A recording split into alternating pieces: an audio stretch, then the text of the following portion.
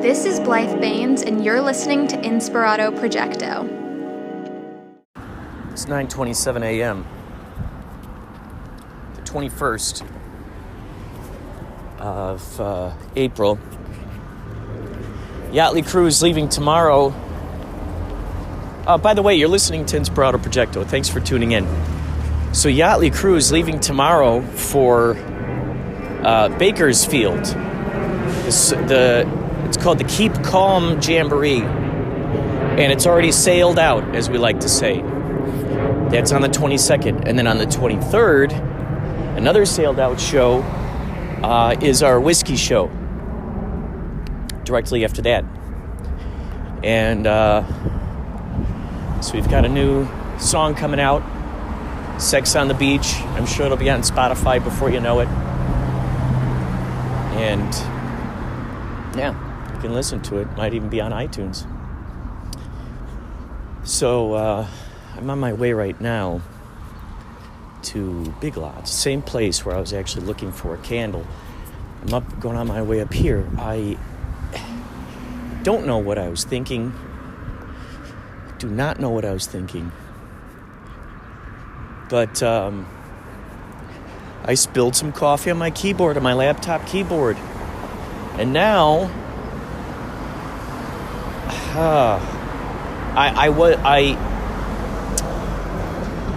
as I was trying to type things, so what I did was I accidentally spilled it on there. I start patting it down with a paper towel.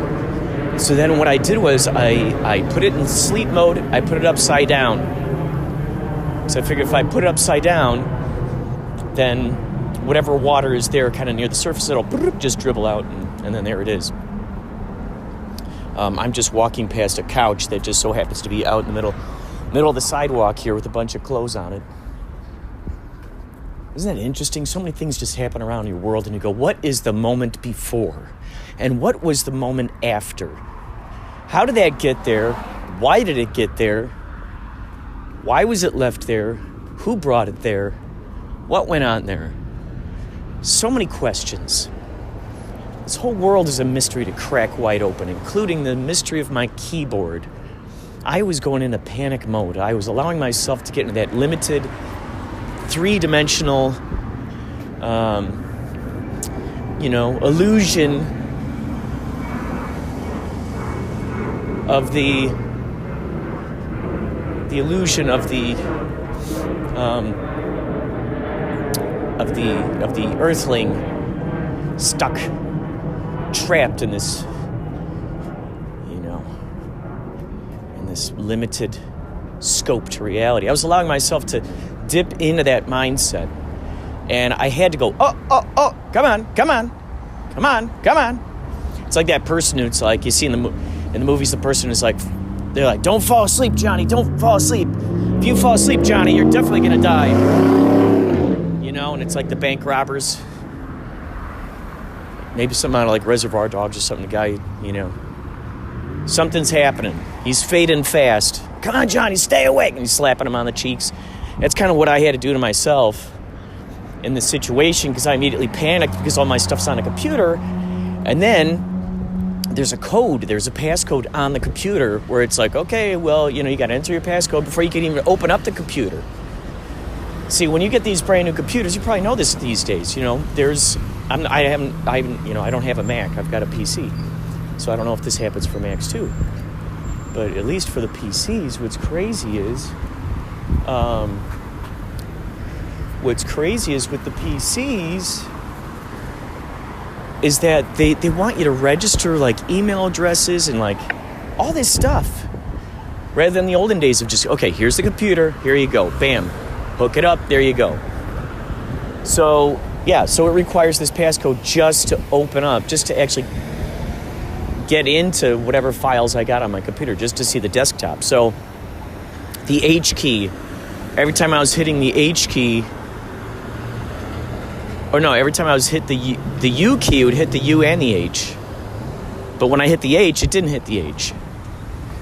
So I was trying to, I was trying to use my passcode again, and this thing, it just wasn't letting me. And then I thought, oh God, why I forgot the I gotta say, I forgot the passcode. What happens then? So somehow it worked. Somehow it worked out, and I'm realizing I need to get an external keyboard to plug into this thing. I was working on a project. This is the other frustrating thing about it is that I got into a groove.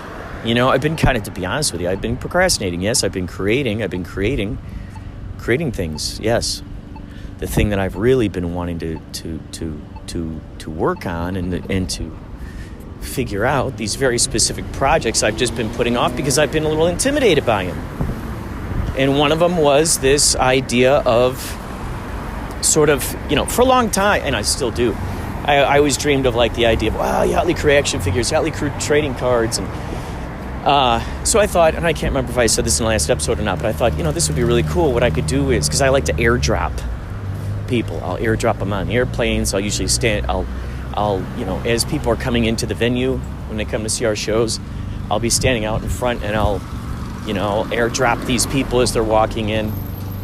And so I thought this would be great. I can airdrop. So I'll draw the guys, each of the guys, they'll have their own thing.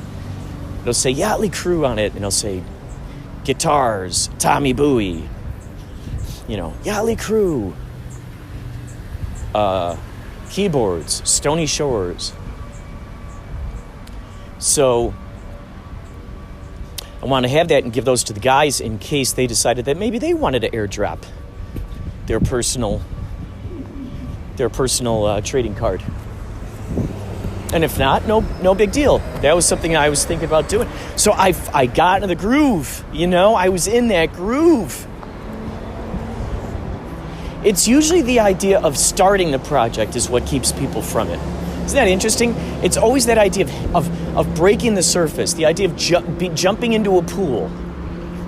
Do you jump into the pool or do you dip your toe in there and you go, oh, okay, well, all right, now my toe can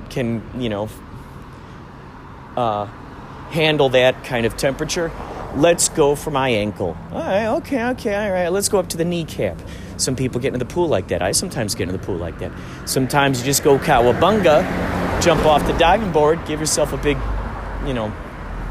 cannonball, sploosh, baby. So that's what once I did that, once I actually dove into the pool of creating this art project, then things were moving along, of course. I was inviting it in. I was giving it room. I was giving it space. I was allowing for it to interact with me and through me, co-create it with me.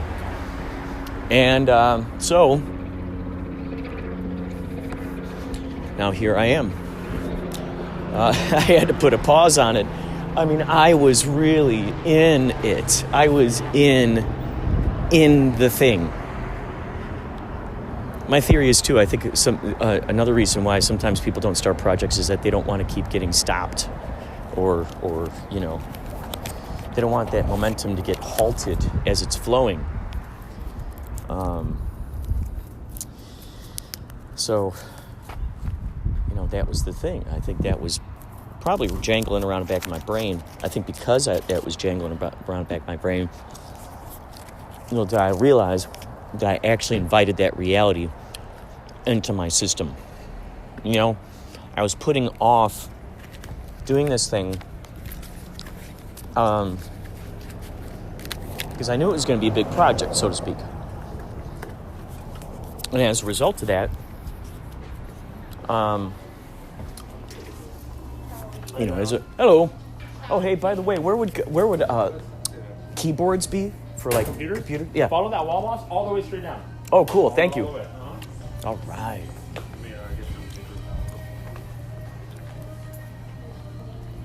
So, yeah, that's what happened. So once I just took my own advice, I go, well, let's just dive into this. Then things were better.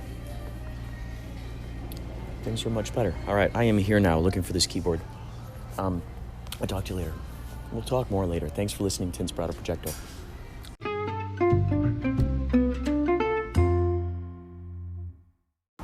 Okay, very excited here. I picked up a keyboard. It's got a wire on it. Very excited to see how this evolves in this situation here. Let's see if I can simultaneously carry the keyboard, talk to you, and drink my Rockstar. All right, there we go. All right. Oh.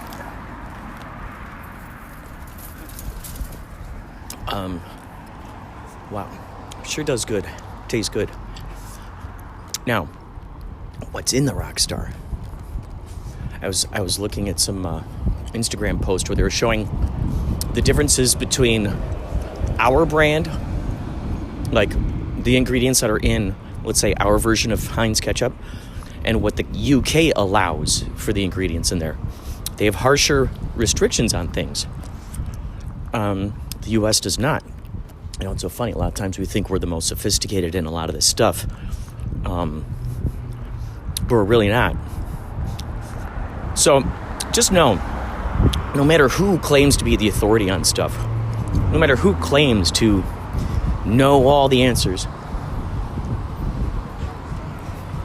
remember, these are human beings we're talking about here. Fallible human beings.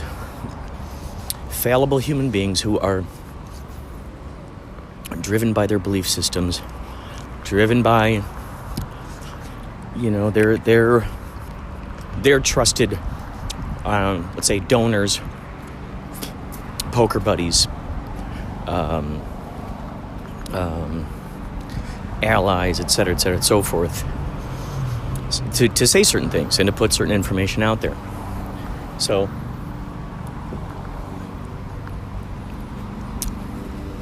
that's why it's always important to follow our personal compass, our personal barometer of authenticity. Take it to the limit. See how far it'll go. So I had this revelation today. I realized, well,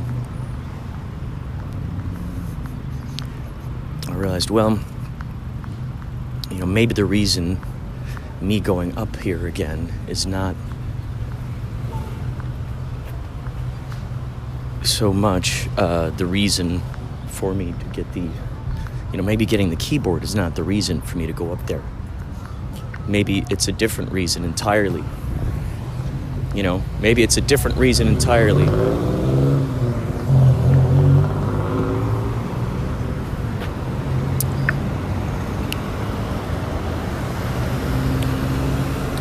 We don't know what those other reasons are. We never know what else is going to pop up and give us the information that we're subliminally looking for. It's funny, so I created that short film called Synchronicities. I like to call it a Christmas movie, Christmas detective movie. And it's on YouTube. Synchronicities. All one word, Synchronicities. Or you could call it Synchronicities. It's up to you. If you'd like to watch it. It's fun. It's about 5 minutes long. And I made it just improvised while I was going to K-Chung. Oh no, there's a slow walking woman. I keep trying to avoid her. I try to avoid her at this. Oh, I know what I'll do. I'll take a different route home. There's a slow walking woman. You know, women more than anyone else these days are very, very, very, very paranoid of men. Yes, I'm sure there's a lot of them who've had their personal experiences. And there are even more that are driven by whatever their favorite TV shows, movies, their favorite organizations tell them to think or believe, of course. So there's a lot of terror in the minds and the eyes of women when they think of men. So as a result of that, men have to really downplay kind of, we got to shrink into this, like how unthreatening can I get? How unthreatening can I get? And then in swoops the hashtag queens, hashtag boss babe, hashtag strong woman. And then she's like, oh, well, guys, I just walk all over them. They have no backbones. Huh.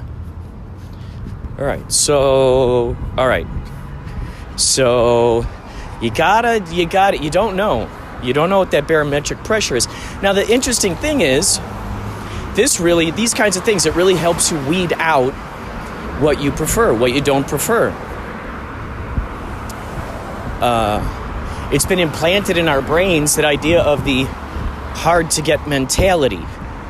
It's funny because even though that's blasted into our brains, the idea of the hard-to-get mentality. I'm going to chase the women who just seem the least bit interested in me and negate my ideas, negate the things that are important to me. But I'm really vying for her attention. I really want to get her in the sack, man. I really want her to just be enthralled with me. Okay, and then what? Then what? After your 10 seconds of bliss, and you've ejaculated, you've shared an orgasm with this woman. Now, then what? Then what? Another notch on the bedpost? So, we have simultaneously this idea of playing hard to get, and at the same time, because, okay, the idea of play hard to get, it's this thing that you think, oh, there's no way that could happen, but let's try it. Okay, all right, cool. Let's use that same mindset. Let's scoot that over towards our hopes and our dreams. For us, ourself.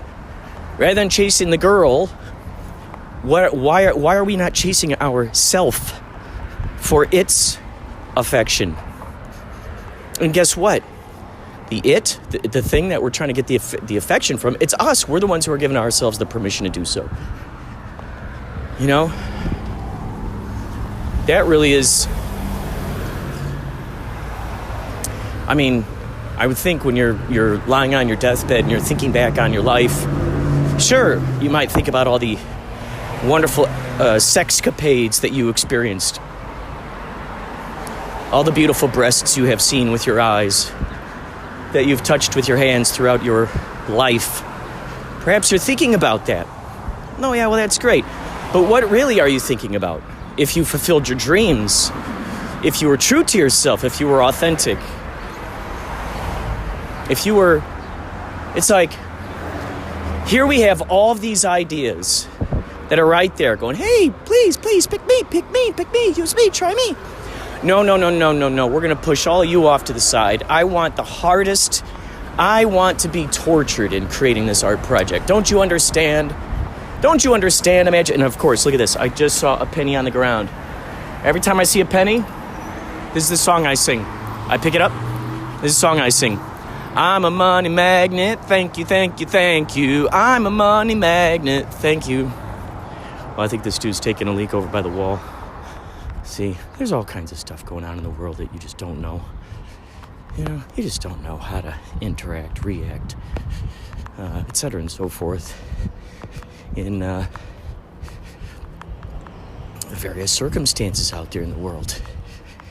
What do? Do you turn into the social justice warrior? Hey, you're killing the environment. You're pissing on the plants. You're contributing to the death of humanity. Do I leave them alone? Do I say, hey, I don't know what this person is capable of? Are they at the end of their rope? Are they looking for a fight? Are they waiting to use those taekwondo skills that they've been honing in on, that they've been sharpening over X amount of years? Are they just looking for an excuse to use those karate kicks?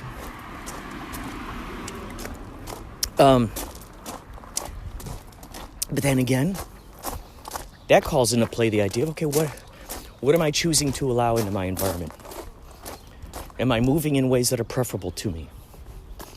And can I allow myself to not feel shame from moving in the directions of my preferences. And why would I feel shame? Well, if you're listening to your friends and family or your favorite news sources, political organizations, etc., telling you, well, you're terrible if you're not doing this, you're horrible if you're not doing that, or hey, everybody, go pile drive these people. Go get that vegan. They're trying to eat only. They're trying to destroy the meat industry. Oh my God, go make fun of the vegans. Hurry up. Make fun of the vegans. We got to let off some steam. We can't make fun of any of these groups anymore. These cults have turned into cultures now. So it's out of control. Find something that let's find them. Oh, the vegans and the hipsters. Let's keep doing it. Yeah. Just keep hammering on those. Those are safe zones. Those are the safe zones. Make fun of the people. Make the people a punchline. The ones who choose not to eat food that was once breathing. Right? Let's make fun of the people who want to just simply live off the land in accordance with Mother Nature. Let's make fun of those people hardcore. Why? Why am I doing this? Yeah, because my favorite organization is telling me to. This is Kimmel did a punchline on it. Did you see that, Kimmel? Oh, yeah. No, I'm just repeating what Kimmel said. Yeah. Oh, but also Fallon. They're making fun of vegans on Fallon, too. So I better... And then I heard this funny thing. Yeah, this whole thing on NPR. Oh, they were really making fun of vegans. So, yeah, I'm on board to make fun of the vegans because, it's fine for me to eat my T-bone steaks, but it's not fine for you to eat a vegetable patty. That's not good.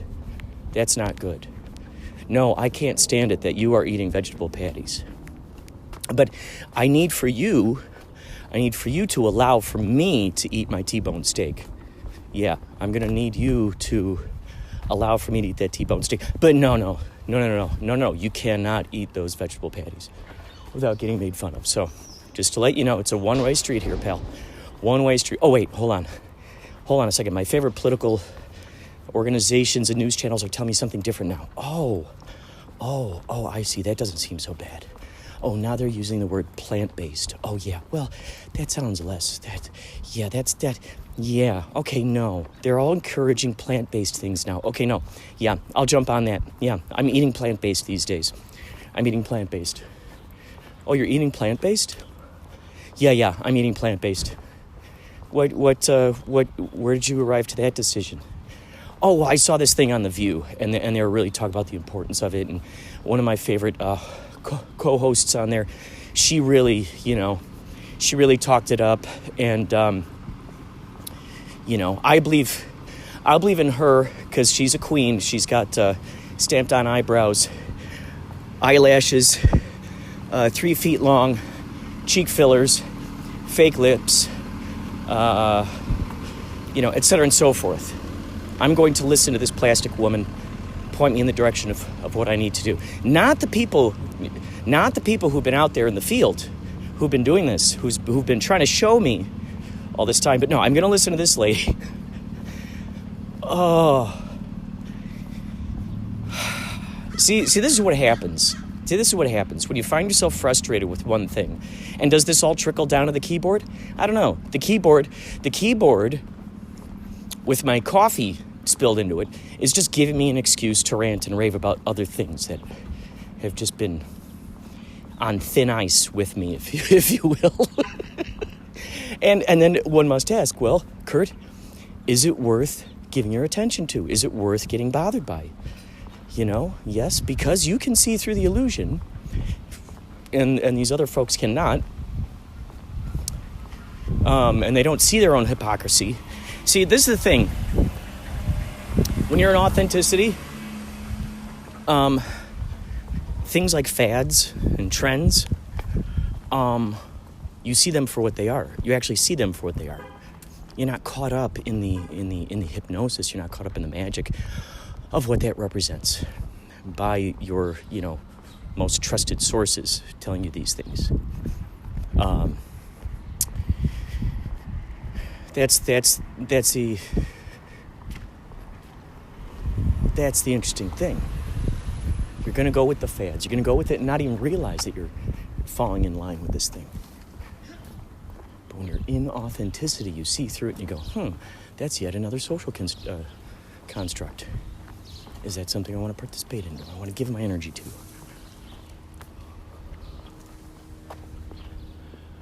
There's little creatures running around up here. 2 little squirrels running around up there. I saw a branch fall from the tree.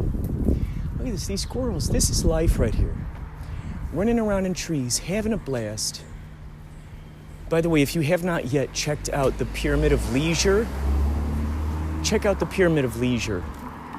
It shows you just how important it is to be a creator, to be someone who's creating something, actively engaged in creating a dreamscape. I mean, that is, to me, how phenomenal is that? Artists are phenomenal beings. They're inviting, I know it's a big word these days, vulnerability. Artists are vulnerable creatures, aren't they? They're inviting us to stomp around inside of a reality that came out of their brains. They're allowing the bulls to enter the china shop. They're allowing for the gentle-minded, golden rule type brains also to enter that. They're allowing for those possibilities. They just put their brains out there. And all of a sudden it's like, all right, you can now enter this world that I've created here.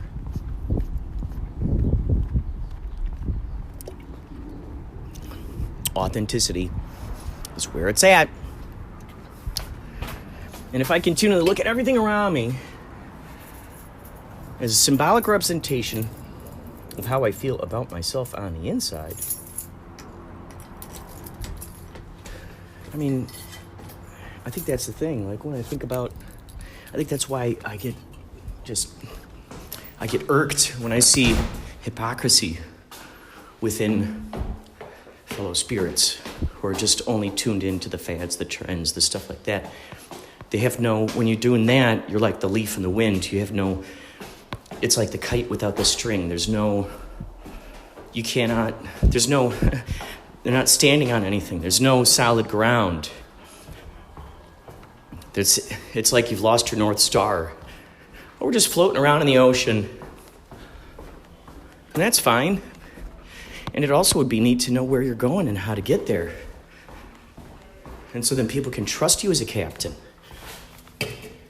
When you tell your whole crew, you go, hey, we're all going in this direction. Everyone's like, yeah, I'm on board.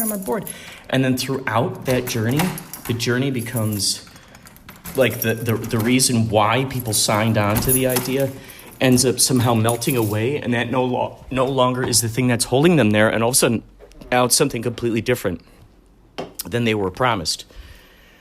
So that's something. I know how many times I've been bothered when I go, whoa, I was hypocritical. I promised something, and I didn't follow through with that. Why didn't I follow through with that? And I trace it back and I go, oh my God, that was my ego putting out a promise at that time. Saying, oh yeah, I could do that, da-da-da-da.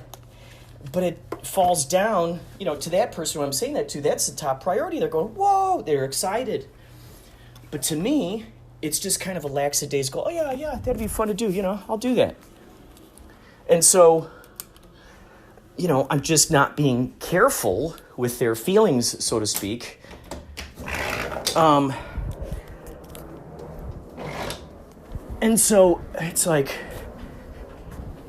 hey, dude, you said you'd do that thing. I'm excited about this thing. I'm ready for this thing. I created this thing. Thanks to your idea, I move forward with it. And now what? You have not co-signed on it. Like, are you holding up your side of it,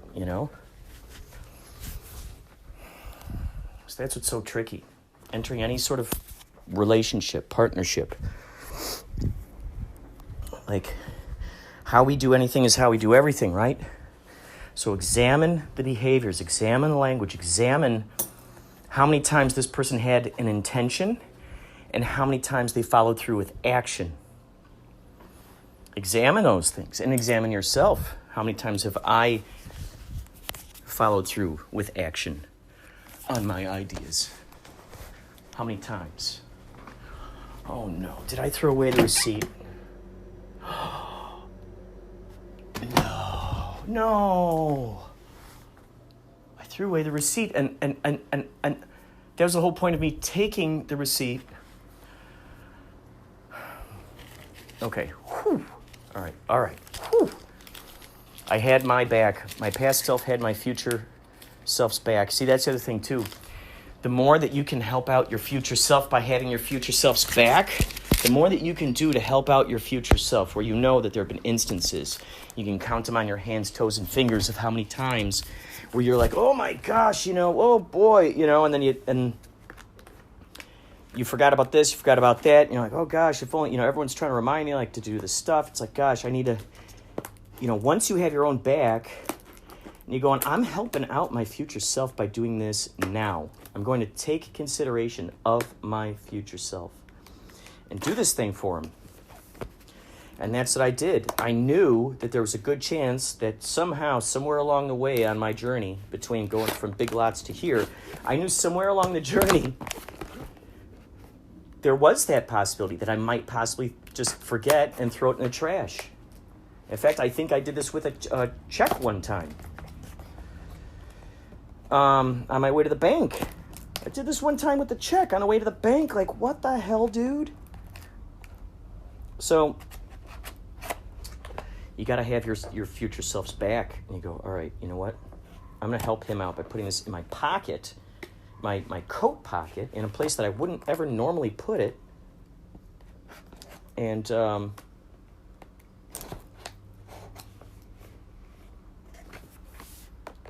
there you go. And then you can rest assured in that, knowing there's no way that my past self would have left me hanging. And you go, yeah, that's right. My current self always has my future self's back. And what are some of the things I do to help out my future self? These things. These are the kinds of things I do to help out my future self. And remembering that. Oh, I'm going to try out this keyboard. Thank you for listening. If any of this resonates with you, feel free to visit me on anchor.fm/Inspirado Projecto and leave a message for me, and I'd love to put it onto the podcast. You can also call the hotline. The voice message on the podcast lets you do it up to a minute. If you call my hotline, 561-203-9179, that is a... that you can leave a longer message. You can leave a longer message. If you call me through, if you leave, the voice message, the voice message on Anchor, only 1 minute. Voicemail is probably, I don't know what's the longest message I've ever received. Probably around 2 minutes. You could tell me your stories, tell me your epiphanies, tell me your dreams. Tell me if you have encountered any things I've been talking about. It's always nice to know when someone else out there in the world relates to ideas that you've had, things you've thought about.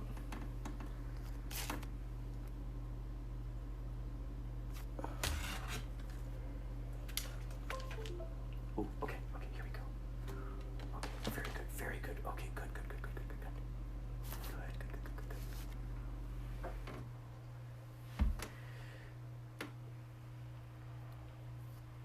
Okay, let's see.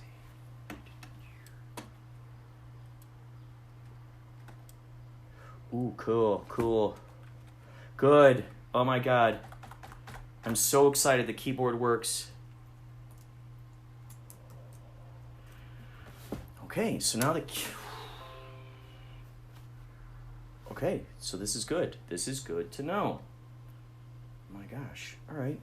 Wow. Okay, this is very good. Whew. Wow, man. It's been crazy. So now what? Now when I want to work on my keyboard, this will at least give me the opportunity to scoot all my files off of this. And isn't that interesting? About a month or two ago, Jenny's fiance, Mike, gave me an old laptop, or a laptop he doesn't use anymore. So maybe I'll just move everything over there. Oh my gosh. Well, thank you for listening to Inspirado Projecto. I will be back.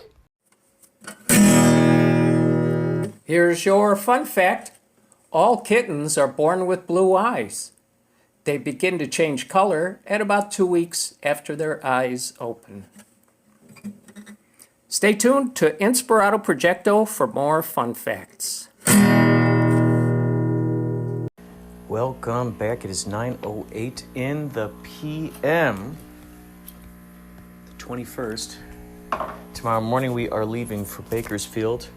Okay, so something to harken back to, if you're still hanging out here with me, something to harken back to earlier was that idea of having our future selves back. Well, this is such a huge, phenomenal example and huge lesson for me to just keep on learning. There's this beautiful, I'll call it a crystal, this stone, this beautiful stone, polished, looks like marble, beautiful, that my friend Mary Milhone gave me. We shared a series of synchronicities when I saw her at the Coach House.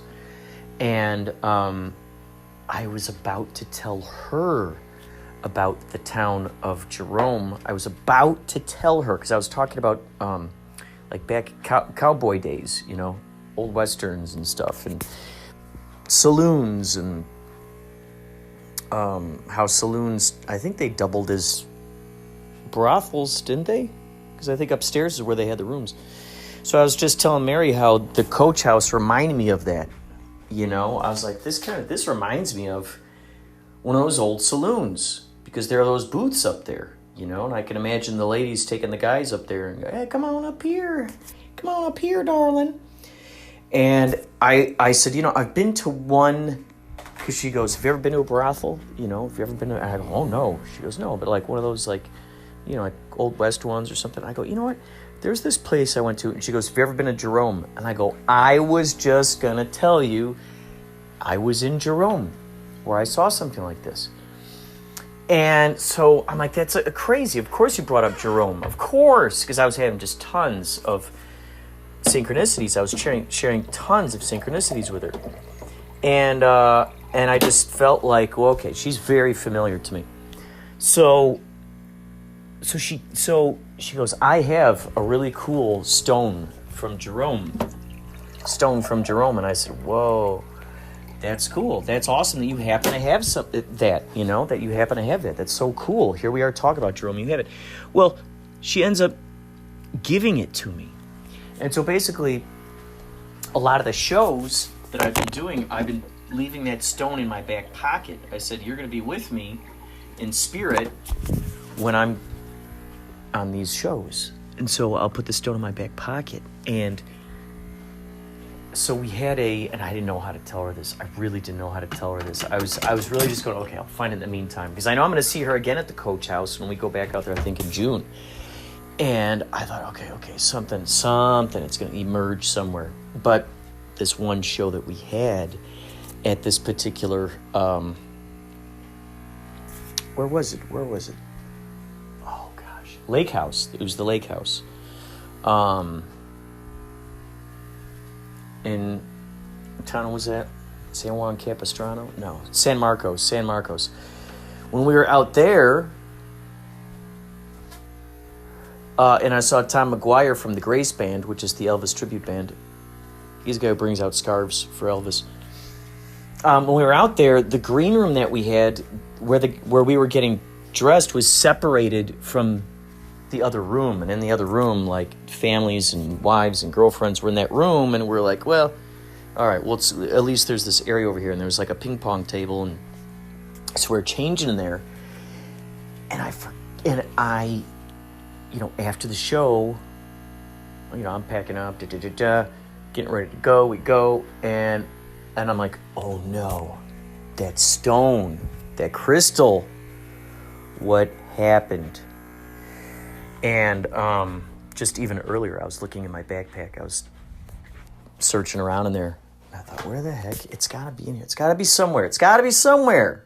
How could I just miss that? There's no way.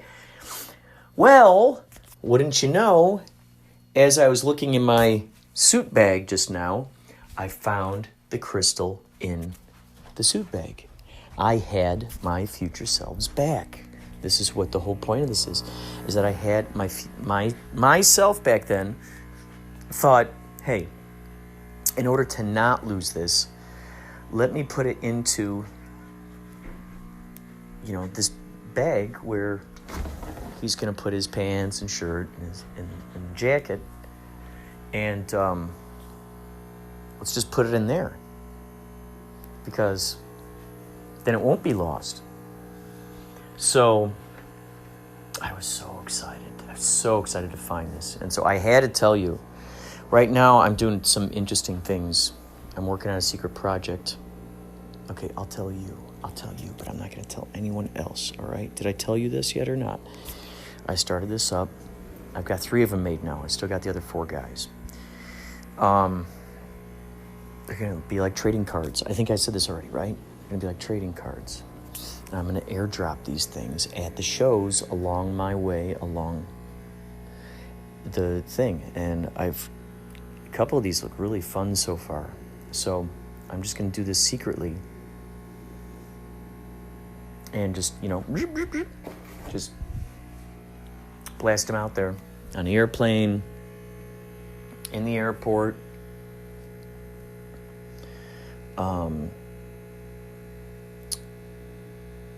All over, all along the tour.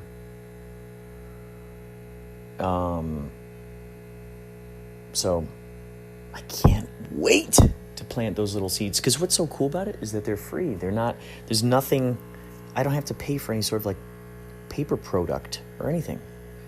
I just got it. There it is. All right. I had to tell you that. I don't know what's coming up next. We might have a fun fact. We might have a... Oh, by the way, we still have the very last episode to release, which, keep your ears out for that. Last episode with Cristo Rapolo, Martin Schmidt.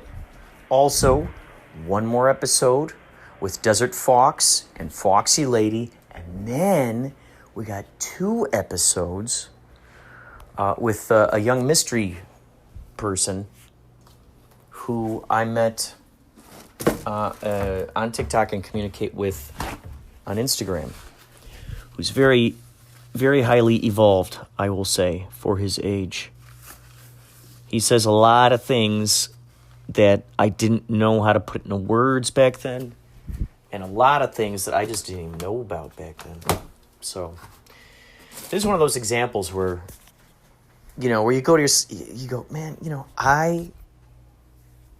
Like that old song by, The Faces? I wish I knew what I know now.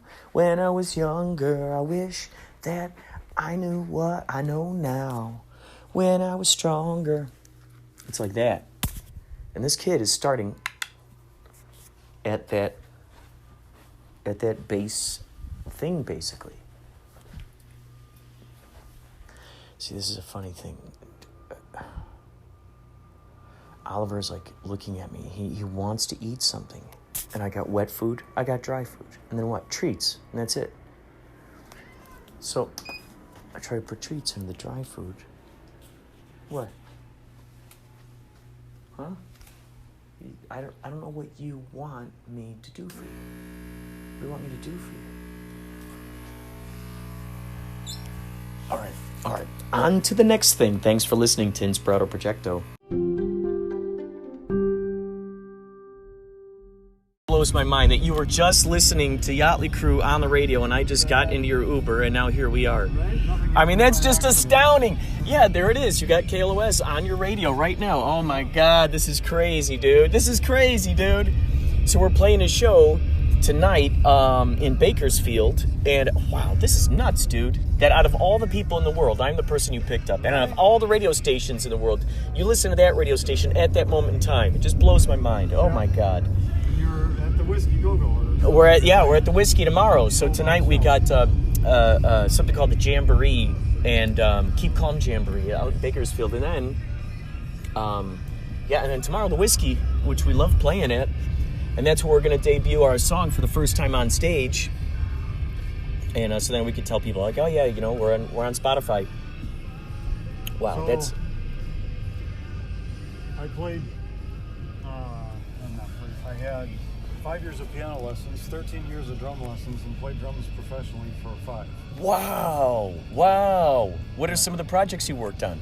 Nothing here in California, and it's been What were they? Where was it? Wisconsin. Oh, in Wisconsin. I'm from the Chicagoland area. Oh, yeah. That's great. So you're from Wisconsin. Yeah. So the band that I was in, the last one I was in okay, so piano I'm not very good at. I can only play the note, pretty much all classical, but I really kind of suck at it. But drums I'm pretty good at. I can play the note and the ear both, and because of 20 years of doing it, I played in blues, jazz, rock, hard rock, classic rock, country. Wow. Played a lot of weddings. Like when we were active, every Friday, Saturday, Sunday we were booked for like a year in advance. Wow, that's incredible. But it's been a couple of decades since they've been picked up sticks. Incredible. Wow. That says a lot about the vibe that you guys put out there. I mean, you wouldn't be getting these sold out shows or anything like that if you didn't put out that good vibe. Yeah, we played a shit ton of weddings. I mean, every weekend we had at least one wedding. A lot of times 2. And then we had one gig that would hire us. Do you mind turning down the music just a little bit just so I can hear you a little better? Okay, thank you. Yeah, no problem. I just like learning about people. Yeah, so one was supper club that would hire us Fridays. They would do the whole weekend, Friday, Saturday, Sunday, and they'd book us once a month, and we were there every month, But that was kind of cool because there was no tear down in the setup. So once you set up, you're good for the 3 days. That's always good. Yeah. How many guys were in your band? Just 4. Oh, 4 of you. We billed off as a country band, but we ended up playing because of weddings. I mean, it was kind of nice to get into the supper club because then we could get into more of the whole genre of the music, and it was just cover band. But we ended up playing like a lot of Johnny Cash, Buddy Holly, Elvis, Leonard Skinner. We did some big band, like Glenn Miller. We did that. Incredible. Some jazzy type stuff, some blues stuff. Our lead singer was female. She could yodel. That is awesome. So it's so funny. I was just recently talking with a friend of mine. They're like, oh, yeah, well, I pretty much only know how to yodel. I go, well, let's make a yodel band where, you add some yodeling to it. That's great that you add yodeling in there. It's very unique. But a lot of the grandparents would love that at the weddings to get that couple of yodel songs in there. Anyways, a lot of country we played. That's awesome. So you were very versatile. Yeah, drums are pretty decent now. Do you still play in bands? No, I haven't even picked up sticks in like 20 years. Oh my gosh, you don't just, there's a place on Lancashire over there called Amp, and you could just rent it out. Like, some of the rooms are $25 an hour, $30 an hour, but they got a drum set in there. They got, amps and stuff, and I would go in there and I would jam with my sister. And so, maybe just to, like my old apartment manager, he's a drummer, and so he'll just rent like an hour of Amp studios so he can just be loud and play his drums. And I think it's always important for artists to be able to really give themselves as many opportunities as possible to dig back into those things that they're passionate about. Oh, I'm sure it's not piano, because I remember some stuff that's really complicated and it would show my 5 years of lessons, but then other stuff that's real basic I don't have a clue on. I tried taking lessons again in my early 30s, and so the teacher was laughing. She goes, your memory on piano was like Swiss cheese, because she had to evaluate where I was at, Uh-huh. And she said the same thing. That's who gave me the analogy. Oh, that's amazing. That you're really good at some things, but so to teach you, we'd have to start like at the pre-kindergarten level, but you would blow through that real quickly and get caught up. But we'd have to fill in the gaps of what you've forgotten. Yeah, to get you comfortable in those arenas, Yeah. right? So then once you feel like you could stretch out there, then you're like, all right, cool, I got a handle on this. We're good to go, yeah. And then I just wasn't really ready to commit to relearning, I guess. But drums has always become very easy for me, and because I played across a lot of genres. I was in a lot of different bands, I was in a Christian band first, and then I got offered a gig with another band from there. They heard me play in a church, and then they're like, well, this wouldn't conflict. That's how it started off. Oh, that's great. We play in bars, and so I went from Christian to hard rock. And that's probably my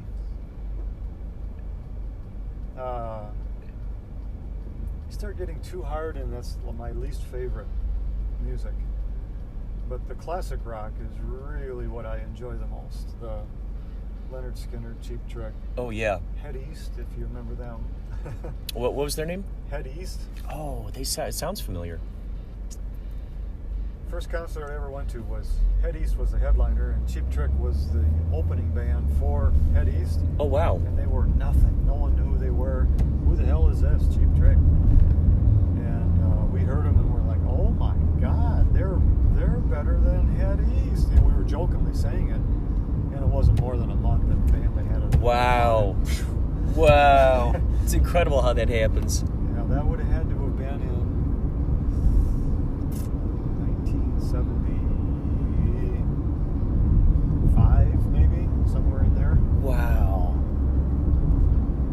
It's interesting how the stories, change and how they take us along and how they evolve. And, like you're saying, you go from a Christian, singing Christian music, and then it transforms over to more hard rock. Well, I did the hard rock, and then I'm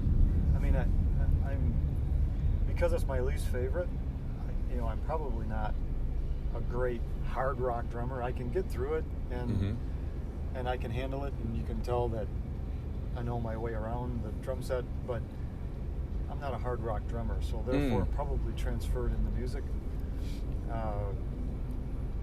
So I left that and did a jazz band. That was fun. And I did a blues.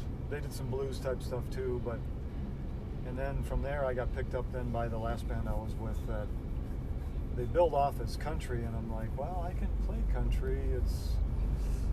We'll see. But they let me kind of fill in and let me get that little bit of rock flair into it. So That's great. It was fun to play with them because they would typically take the song, and each of the four people would get their little solo in almost every song.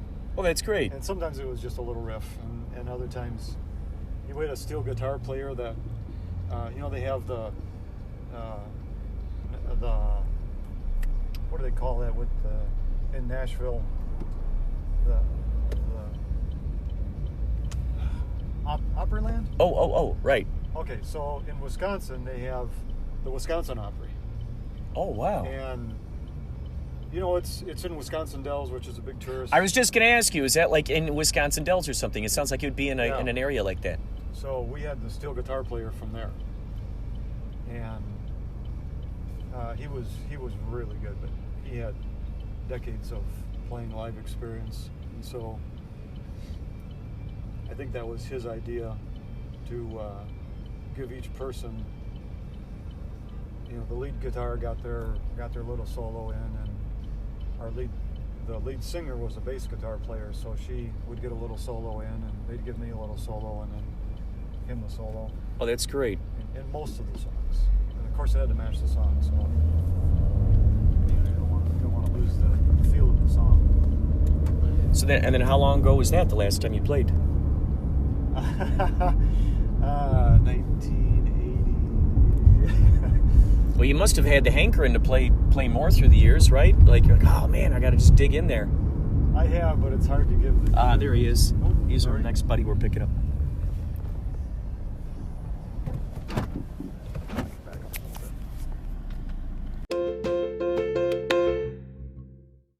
Okay, it's now 5:33. Today is the 23rd of May. Yesterday was the Keep Calm Jamboree. This episode is all about leading up to that, and I'm just blown away, aren't you, about the synchronicity that was experienced there in the Uber? My goodness, blows my mind. So, blows my mind. I did the transformative shifting cube again this morning. So can't wait to see what kind of extraordinary synchronicities are going to evolve throughout today even more. So we're at the whiskey right now. Then it's right. It's the 23rd. 23 is the number of synchronicity. 32, number of synchronicity. Whiskey Go-Go. We're going to do another sailed out show. We're going to be playing tonight. I cannot wait. And so, yeah, thanks for sticking around. Thanks for listening to the episode. And the next episode is some of my interviews. I'm talking with some of the people around the event before the show. So I'll try to get that out as fast as possible. And then remember, there are lots of other shows coming out that you're going to want to listen to, because there's a lot of education going on in there. Learning about things that many of us have never experienced before. I just love that stuff. All right. Thanks for listening to Inspirado Projecto. Thank you, Henry D. Horace, for the fun fact. Thank you, Blythe Baines, for opening up the show. And thank you, Jay Aaseng from Twin Peaks, for closing out the show. By the way, Yachtley Crew does, in fact, have a new song out. Check it out, Sex on the Beach. It's on Spotify. If you're listening to this on Spotify, it's also on iTunes. And plus, you can always use the song in your, like on Instagram and TikTok. So you can search for it on there and use it in your stories if you want. All right, take care. Talk to you later.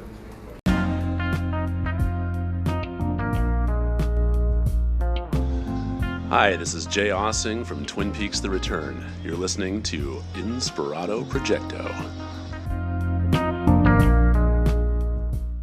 It's a face palm, a balm of calm, like a napalm bomb. It's a face palm, crumbly malm of loamy alms. And how soon do you think you to do it again?